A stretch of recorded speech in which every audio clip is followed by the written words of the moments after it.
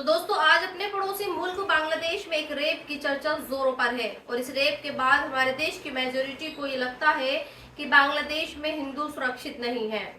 दरअसल बांग्लादेश में एक जिला है कुमिला, वहां पर एक हिंदू महिला के साथ 26 जून या फिर 27 जून को गैंगरेप होता है और जब इस गैंगरेप का एक वीडियो वायरल होता है तो फिर इस पर बवाल मचता है। बवाल बांग्लादेश से ज्यादा हमारे देश में मचता है और हमारे देश के बहुत सारे लोग ये कहते हैं कि बांग्लादेश में हिंदू महिलाएं सुरक्षित नहीं हैं। खासतौर पर जब से बांग्लादेश सरकार की बागडोर मोहम्मद यूनुस के हाथों में आई है, तब से लगातार बांग्लादेश में हिंदू माइनॉरिटीज पर जुल्म हो रहा है। खैर, मैं इस पर कोई टिप्पणी नहीं करना चाहती, लेकिन हाँ, मैं आपको इस गैंगरेप के बाद बांग्लादेश में क्या हुआ और इस गैंगरेप के दौरान हमारे देश में क्या हुआ वो जरूर बता सकती हूँ। तो पहले आप बांग्लादेश में जो हुआ वो ही सुन लीजिए। डेक्कन हेराल्ड नाम का एक अखबार है, उसने इस गैंगरेप के बारे में जो खबर पब्लिश की है वो आपको मैं बता रही हूँ। गैंगरेप का जो मेन सस्पेक्ट है वो अपने कुछ साथियों के साथ गिरफ्तार हो चुका है। सोशल मीडिया पर जिन लोगों ने इस महिला के आपत्तिजनक वीडियोस को वायरल किया वो भी गिरफ्तार हो चुके हैं। इस रेप के खिलाफ ढाका यूनिवर्सिटी में स्टूडेंट प्रोटेस्ट कर रहे हैं। बांग्लादेश की जो पूर्व प्रधानमंत्री है खालिदा जिया, उसकी पार्टी को लोग गैंगरेप के दोषियों को सजा देने की मांग कर रहे हैं। बांग्लादेश का जो हाई कोर्ट है उसने लोक अथॉरिटीज को ये निर्देश दिए हैं कि वो गैंगरेप पीड़ित महिला से जुड़ी जो भी तस्वीरें या वीडियोस हैं उन्हें सोशल मीडिया से फौरन हटवा दें। इसी हाई कोर्ट के दो जजों ने लोकल अथॉरिटीज से ये कहा है कि वो गैंगरेप पीड़िता को सिक्योरिटी मुहैया कराएं और उसका ट्रीटमेंट भी करवाएं।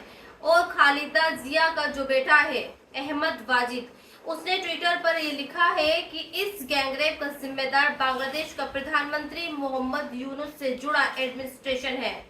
अब आपको हमारे देश की बात बताती हूँ। आजकल एक ऐप है जिसका नाम है ग्रोक, जिससे आप कोई भी सवाल पूछ सकते हैं, कोई भी रिसर्च मांग सकते हैं और ग्रोक की रिसर्च एकदम सटीक और सरकारी आंकड़ों पर आधारित होती है।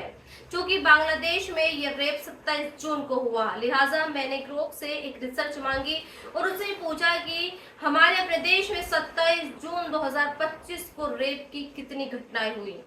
तो ग्रोक ने मुझे एग्जैक्ट डेटा तो नहीं दिया, लेकिन हाँ ये जरूर बता दिया कि 2022 को बीबीसी ने एनसीआरबी के हवाले से एक रिपोर्ट छापी थी जिसमें ये लिखा था कि हमारे अपने देश में यानी हिंदुस्तान में हर रोज 87 मामले सामने आते हैं। ग्रोक ने मुझे ये भी बताया कि 2025 में दिल्ली में हर रोज तकरीबन 5 रेप होते हैं। इसी रिसर्च में ये भी बताया गया कि बीते साल यानी 2024 में हमारे देश में हर रोज 80 से 90 रेप होते हैं। यानी 27 जून को भी हमारे देश में दर्जनों बलात्कार हुए।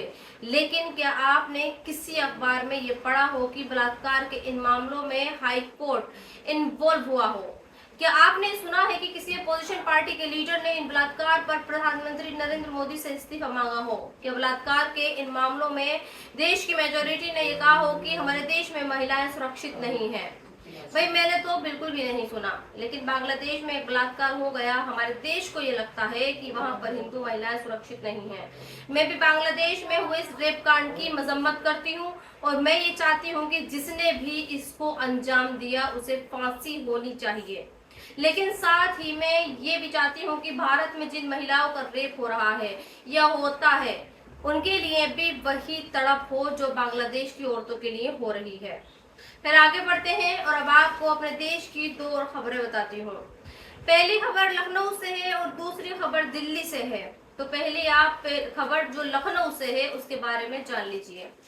दरअसल कल यूपी की पुलिस ने मोहम्मद सलाउद्दीन नाम के एक शख्स को गिरफ्तार किया और इसके पास से कुछ हथियार भी बरामद किए, जिनमें 3000 से ज्यादा बंदूकें थीं और 50,000 से ज्यादा कारतूस थे। इस खबर के बाद हमारे देश की मेजोरिटी ये कह रही है कि लखनऊ में इस तरह का असलहा पकड़ा जाना वाकई चिंता की बात है और ये असलहा ये दिखाता है कि मोहम्मद सलाउद्दीन जैसे लोग देश को गजबाए हिंद बनाने की तैयारी कर रहे हैं। तभी तो इतना असलहा उसके पास से पकड़ा गया है। फिर इस खबर पर मैं ज्यादा टिप्पणी नहीं करूंगी, लेकिन हाँ, मुस्लिम स्पेस नाम के एक न्यूज पोर्टल ने जो खबर पब्लिश की है वो जरूर दिखाना चाहती हूँ। इस खबर के मुताबिक दिल्ली में 1 जून को एक ट्रेनिंग कैंप का आयोजन किया गया। इस कैंप में छोटे छोटे बच्चों को गन चलाना सिखाया गया। बच्चों के हाथों में बंदूकें थी, बकायदा उन्हें कुछ लोग ट्रेनिंग भी दे रहे थे। लेकिन ये खबर ना तो किसी अखबार या टीवी की हेडलाइन का हिस्सा बनी और ना ही पुलिस ने इस ट्रेनिंग में आए इन हथियारों की छानबीन की और ना ही ये पता लगाया कि इस ट्रेनिंग में जो हथियार आए वो कहां से आए, किसने दिए और इस ट्रेनिंग में बच्चों को हथियार सिखाने का मकसद क्या था। आज सोशल मीडिया पर एक और वीडियो वायरल हो रहा है। इस वीडियो में एक शख्स को मंदिर में नमाज पढ़ते हुए देखा गया। आसिफ अंसारी नाम के इस शख्स ने इस वीडियो को सोशल मीडिया पर पोस्ट किया और ये लिखा कि मंदिर परिसर में नमाज पढ़ने वाले शख्स को पुलिस ने गिरफ्तार करके जेल भेज दिया। साथ ही आसिफ अंसारी ने ये भी बताया कि जो शख्स नमाज पढ़ रहा है वो कई दशकों से मंदिर में ही रहता है और वहां पर साफ सफाई का काम भी करता है, जिसकी जानकारी मंदिर के महंत को भी थी। खैर, इस वीडियो का मोहम्मद जुबैर ने फैक्ट चेक किया और ये पाया कि जो शख्स नमाज पढ़ रहा है असल में उसे नमाज पढ़ना आता ही नहीं है, क्योंकि इस 30 सेकंड के वीडियो में नमाज पढ़ने वाले शख्स ने बैठे बैठे 3 रुकू किए और 6 बार सजदा किया। अब सवाल ये पैदा होता है कि क्या वाकई मंदिर में नमाज पढ़ने वाला शख्स मुसलमान है या फिर ये नमाज का ये ढोंग मुसलमानों को बदनाम करने के लिए रचा गया। तो दोस्तों, आजकल आप जब अमेरिका के राष्ट्रपति डोनाल्ड ट्रंप के बारे में जो सुनते हैं या फिर देखते हैं तो आपके दिल में क्या ख्याल आता है? आप सोच रहे होंगे कि मैं आपसे ये सवाल क्यों कर रही हूँ। तो फिर आपको डोनाल्ड ट्रंप का इजराइल के प्रधानमंत्री के लिए ये लिखा ये प्यार भरा लेटर देखना चाहिए। कल तक इसी नेतन्याहू के लिए ट्रंप ने इत्फाक शब्द का इस्तेमाल किया और आज ट्रंप नेतन्याहू को बीवी कह रहे हैं। अब इस बीबी का क्या मतलब है ये तो ट्रंप ही जानते होंगे, लेकिन हाँ, आज मैं आपको ये जरूर बता सकती हूँ कि नेतन्याहू के लिए जो लव लेटर ट्रंप ने लिखा है उसका क्या मकसद है और वो क्यों लिखा गया होगा। यकीन जानिए, इसे समझना बेहद आसान है। इस लेटर के एक हिस्से में नेतन्याहू की तारीफें की गई हैं और ये बताने की कोशिश की गई है कि पिछले दिनों ईरान के खिलाफ युद्ध में उन्होंने जो किया वो देश हित में था और आगे भी नेतन्याहू जो करने वाले हैं वो भी देश हित में ही होगा, क्योंकि आगे वो हमास के साथ एक डील करने वाले हैं और इस डील के बाद हमास इजराइल के सभी हॉस्टेजेस को रिहा कर देगा। जिस प्रधानमंत्री में इतनी सारी खूबियां हो, क्या उस प्रधानमंत्री को दिन भर कोर्ट रूम में बिठाना सही होगा, और वो भी ऐसे जुर्म और करप्शन के लिए जो उसने किया ही नहीं है। अब सोचिए, आखिर अमेरिका के राष्ट्रपति को नेतन्याहू के बारे में ये सब कहने की जरूरत क्यों पड़ी? क्या नेतन्याहू पर करप्शन के चार्जेस ईरान की वजह से लगे हैं?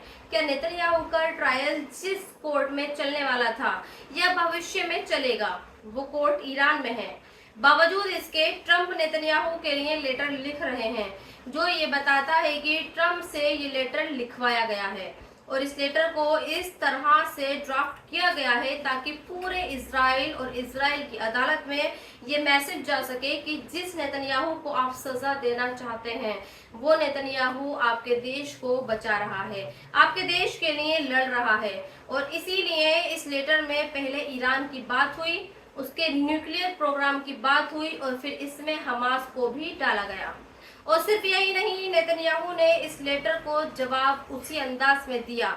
नेतन्याहू ने कहा कि वो अमेरिका के साथ मिलकर मिडिल ईस्ट को फिर से महान बनाएंगे। अब ये महानता क्या होती है इसके बारे में मैं ज्यादा टिप्पणी नहीं कर सकती।